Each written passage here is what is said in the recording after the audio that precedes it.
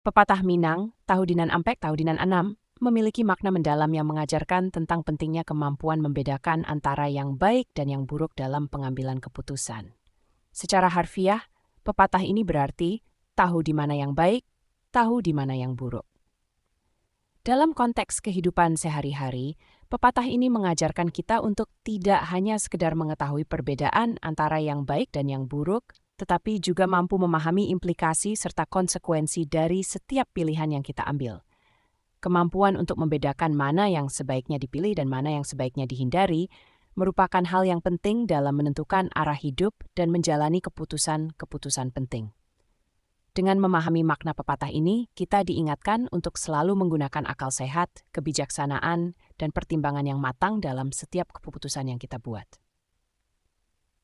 Hal ini akan membantu kita untuk menjalani kehidupan dengan lebih bijaksana dan bertanggung jawab, serta meminimalisir risiko dari kesalahan-kesalahan yang mungkin kita lakukan akibat ketidaktahuan atau kelalaian dalam memilih.